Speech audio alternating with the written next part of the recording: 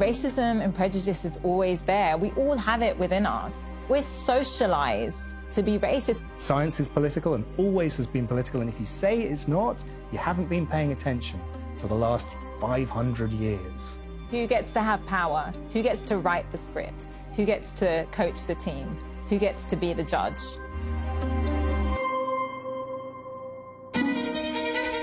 Perhaps the greatest irony of the field of human genetics is that it was founded by racists to prove their superiority. But as it's developed, it has actually dismantled the myth of biological race. The question is, well, has racism returned? Well, here's the surprise for you. It never went away. My name's Adam Rutherford. I'm a geneticist, author, and broadcaster.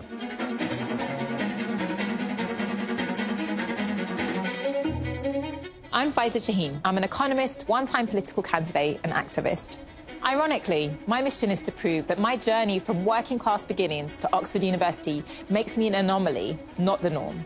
It's not every day that a daughter of a car mechanic makes it all the way to the United Nations to push for change. I use statistics to show how an unequal system is built and justified through racial, class, gender, and other forms of prejudice.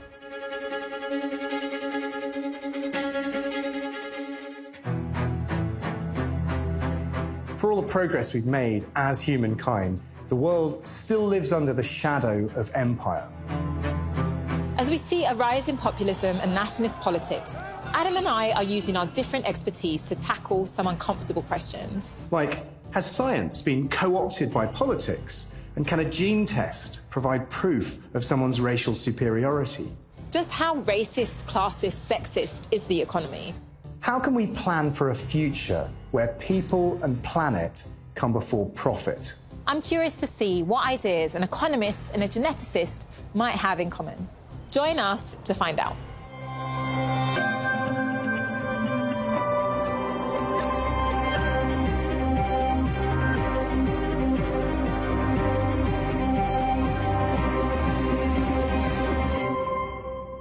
One of the shared things that we have is identity. So what is your identity? What does it mean to you?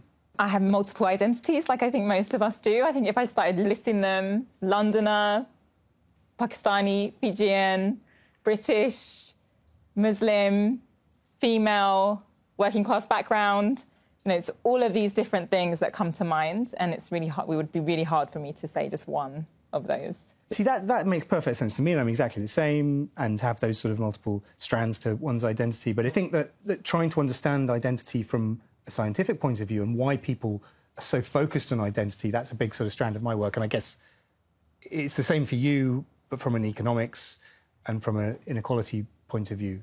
Yeah, it kind of didn't start off that way. I think one of the things about, I actually didn't want to get pigeonholed, and I wanted to be an economist because I thought, that will mean that I don't have to talk about race all the time.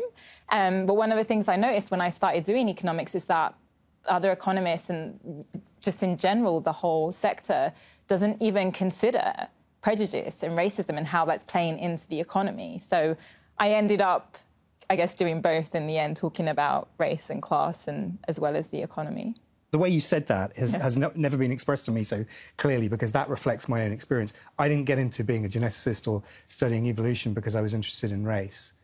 And then at one point, or at some point, you realise you can't talk about human variation, you can't talk about the genome without addressing the fact that you're actually talking about the sort of structure that in the West has given us the racism that we endure today.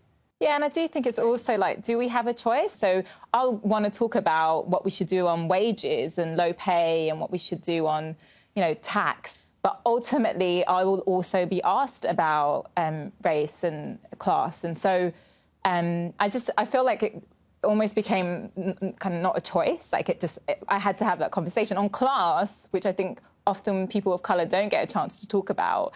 Just every time I went on TV, someone would be like, you don't say your T's, and I'd get, horrific, even letters written to me saying, you don't know how to speak properly. And I'd be like, no, I just sound like the people I grew up with in East London. So it's all these things that, come at you, and you have to reply and say something. Do you find that you get pushback from other economists or, within academia who, because traditionally we don't address things like, well, specifically race, Because I certainly experienced that in academia within genetics. When you say there's structural biases and structural racism within science, which is factually correct, and a lot of people will push back and say, well, it doesn't affect my work, you know, because we're trying to pursue objective truth. And then you say, well, yeah, but the way you do that is in a system which was fundamentally founded in order to serve a political ideology, which was European expansion. What's the reaction to that? Because generally, whenever you talk about race or racism, people act defensively. Biology and anthropology and genetics, which is my sort of area of expertise, is really founded in a racist ideology. And you say that to a historian, and they go, yes, that's right. And often when I say it to scientists, the reaction is either, well, A, complete ignorance, is it? I had no idea. Or B, but, you know, the data is neutral, right? I've got this data set. The data itself has no structural biases in it. Yeah, and I do that. I'm like, really? Really? Is that right? And then sometimes I get like astrophysicists saying, I count stars. Does that have structural biases in it? And admittedly, that is more difficult.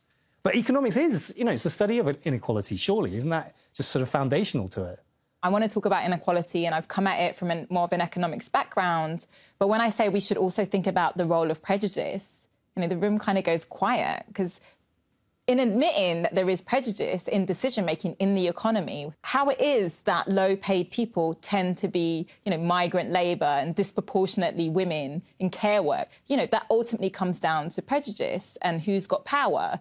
And that's just sometimes a conversation that economists don't want to have, because I guess like similar to scientists, because that makes it political, and we're not being political. When everything, of course, is political and comes through, you know, every way in which we look at things, I inevitably always think about things through a race and class lens, because it's an important part of my identity. Yeah.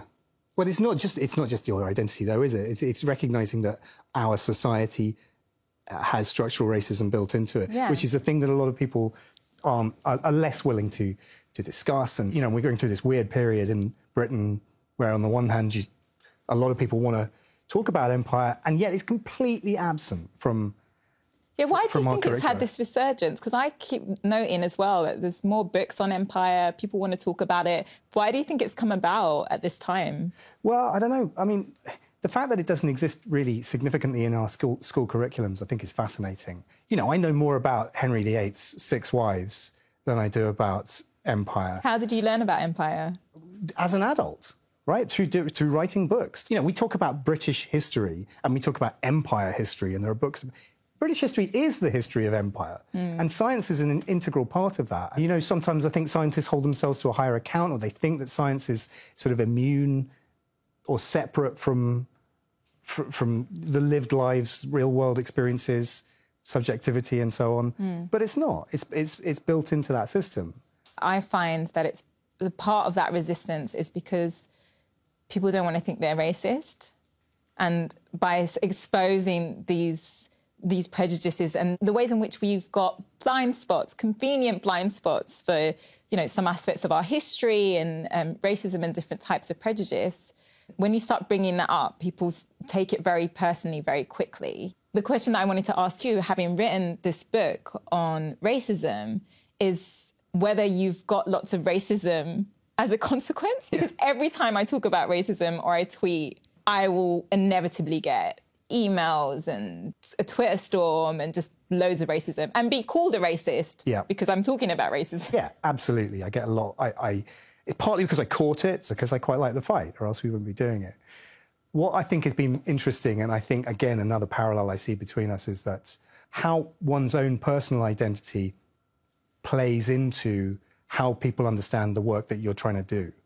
And again, it relates to the sort of supposed amorality or apolitical nature of science, which I don't think either of those things are true, but also the sort of imposition of identity onto me.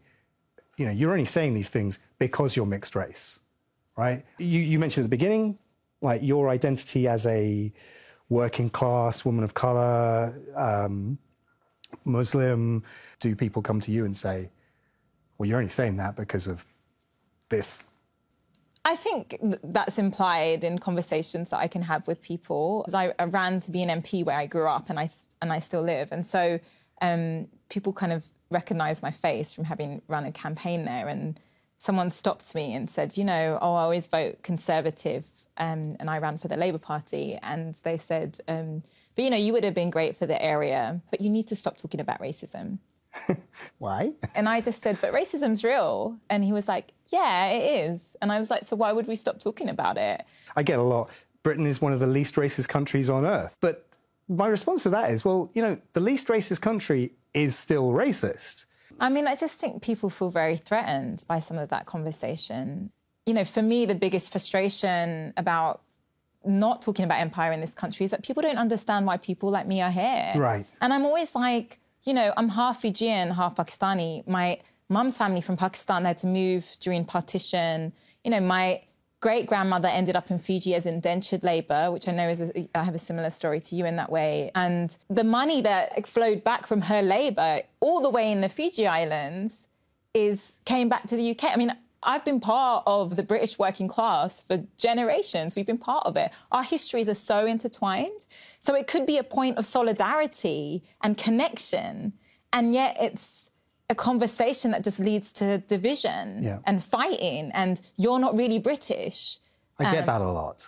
I was born in Ipswich. There isn't a way that I could be more British.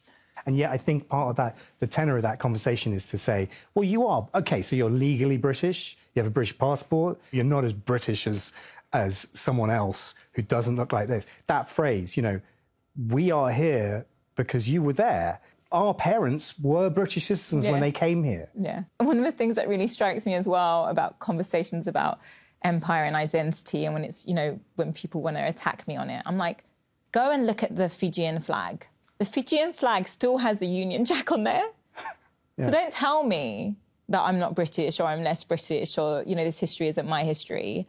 Right now in the UK, and unfortunately in so many countries in the world, a kind of certain type of ethno-nationalism, patriotism has come up that excludes as many people as possible in order to create what we call here in the UK, these culture wars. You know, if something's going wrong in government, if you've made the wrong decision about something on the pandemic, quickly moan about Black Lives Matter and talk about statues as a distraction. And so we are constantly being thrown under the bus. And, you know, for me, one of the most upsetting things about where the political conversation has gone in the UK, and I can see it in other parts of the world too, is that it's more divisive and it's harder to talk about racism, and it's harder for someone like me to be considered British than it was even 5 years ago. Like, I noticed, like, people being wound up about certain issues, and that has really toxified our conversation. Yeah, that is definitely and demonstrably true. I suppose one of the things, the sort of positive I take from that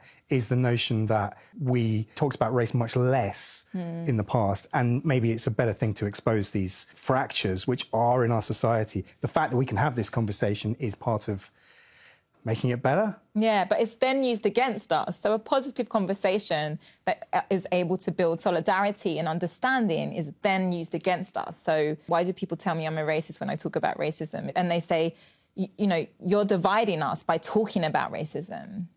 Like, don't bring it up. Is there any chance that you're not going to talk about it? No, I mean, but same here. I think this is a good point to go to the audience and get some questions. We can see all these lovely faces on the screen. Hi, so thanks for the conversation so far. Can we look to history and kind of pinpoint instances where racism is likely to arise, and vice versa, some social conditions where, you know, we could get to a situation where there was very, very little racism? Bigotry is eternal, right? It's a part of the human condition. We try to battle against prejudice, but it is inbuilt. But the racism that we endure today, which is part of this, what we're talking about, the structure of Western civilization, and by extension, via colonialism, the racism that exists all over the world, that is an invention, right? That is an invention of the Enlightenment. And this is why I'm part of this conversation, because it's an invention which is predicated on pseudoscience that was specifically invented to serve the political ideology of European expansion. So it's not so much that, you know, we can look at specific points in our history of empire or the history of civilization. It's more to understand how the structures were sewn into society, and whether they're ephemeral, whether it's just the last 300 years or so. You know, from my point of view as a scientist, why I think scientists should know their own history, but more broadly, why we should just be better at understanding the complexities of history.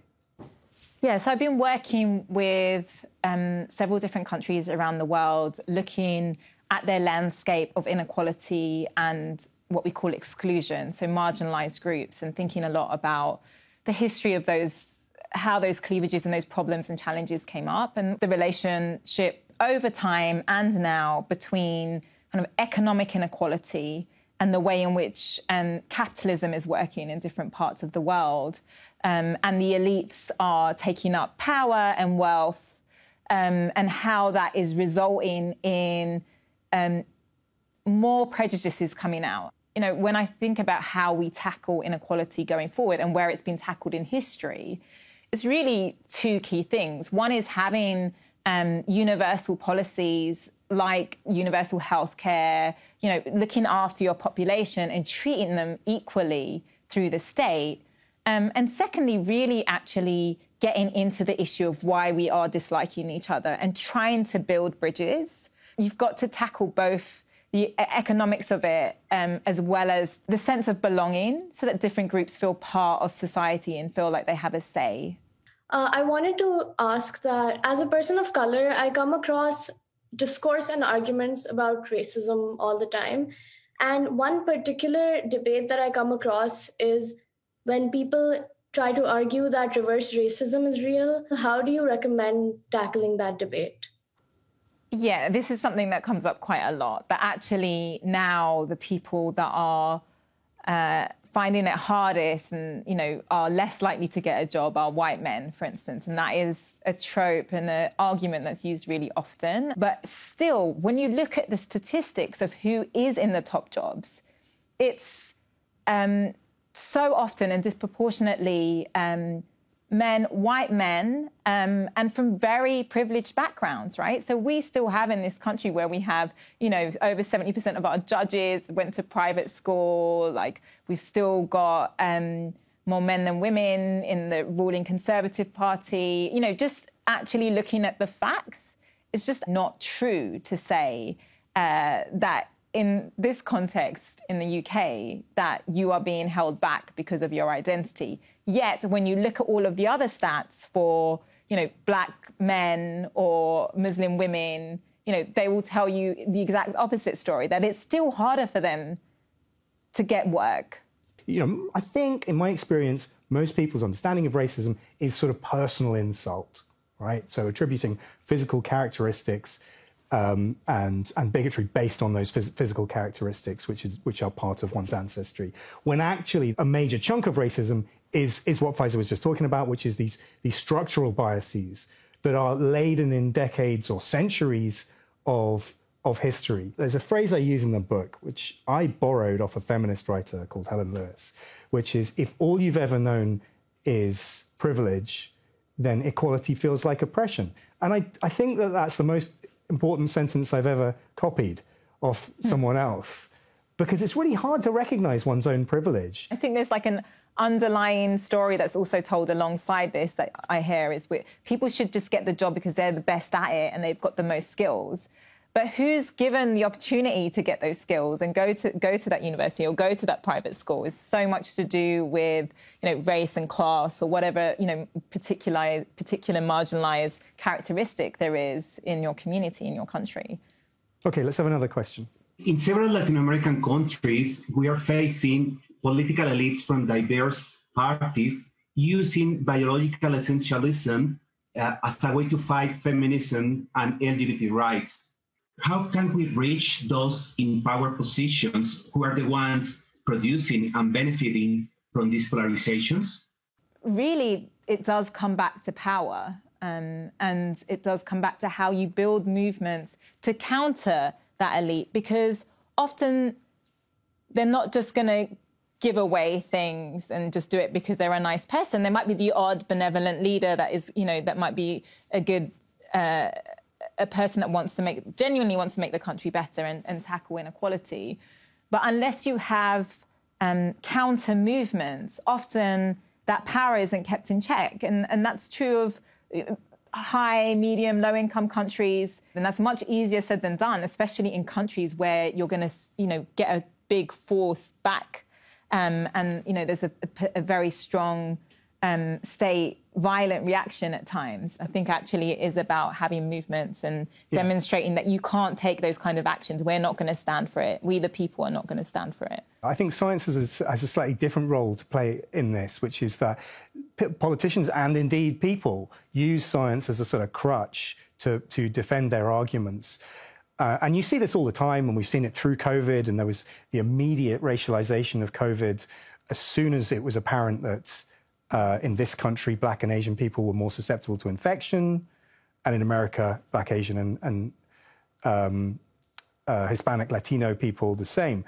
Immediately, the conversation goes, well, what is the molecular biology of this? Is this something to do with biological essentialism? Is it to do with vitamin D metabolism? Well, it might be in a very small way. We don't know the answer to that question yet, but the truth of the matter is that we can account for the majority of that disparity in very straightforward socioeconomic terms because it's not unique to COVID, right? It's the same for all diseases because race is part of our societal structure and medicine is racialized for exactly those same reasons. So we know that people of minority ethnic backgrounds are more likely to be in key worker jobs. They're more likely to live in urban areas, in densely populated areas, with multi-generational households.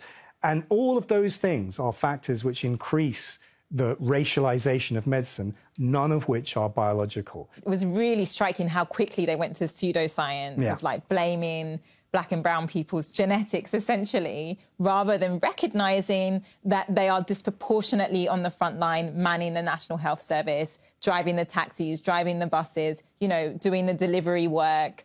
And what could have been a moment where we say, look at the multi-ethnic working class and the way in which they contribute to this country, even though they are on some of the lowest wages, became a conversation about, it's Black and brown people dying because they're unhealthy.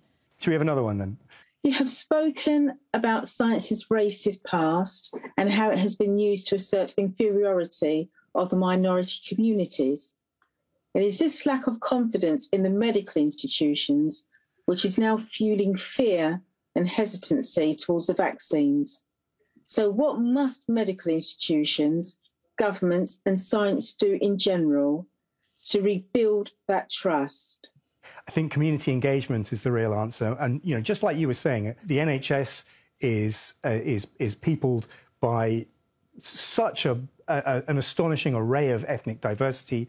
And yet we see resistance to medical interventions such as vaccines from particular communities. So we need those communities, to be championed and to have people just trying to get us over those sorts of barriers because it's going to be absolutely essential.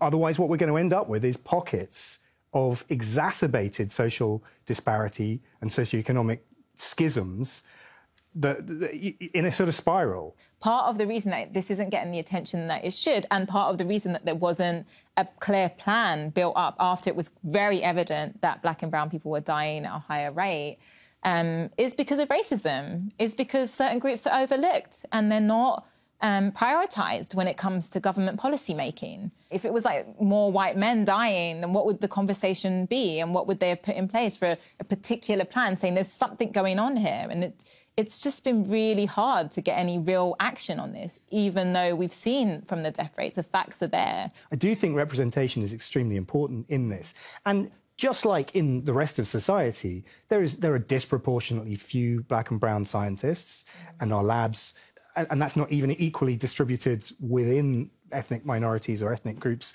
within science. But I think about it in terms of it being a normalizing process, right? That if it takes some clumsy action now, in 10 years' time, we're not having this conversation, right? Please, I don't want to be having this conversation in 10 years. I feel like I've been saying the same things for 10 years already. Exactly. But in a few years' time, it stops being an issue, right? We stop talking about it. The concept of anti-racism has been weaponized against anti-racists, which is, you know, fundamentally problematic. Today, the stereotype about the white working class is also really negative because they're pathologized into like this racist group. Humankind is not exonerated from this conversation. It's not a natural phenomenon that this pandemic occurred. It's because of our changing relationship with the environment.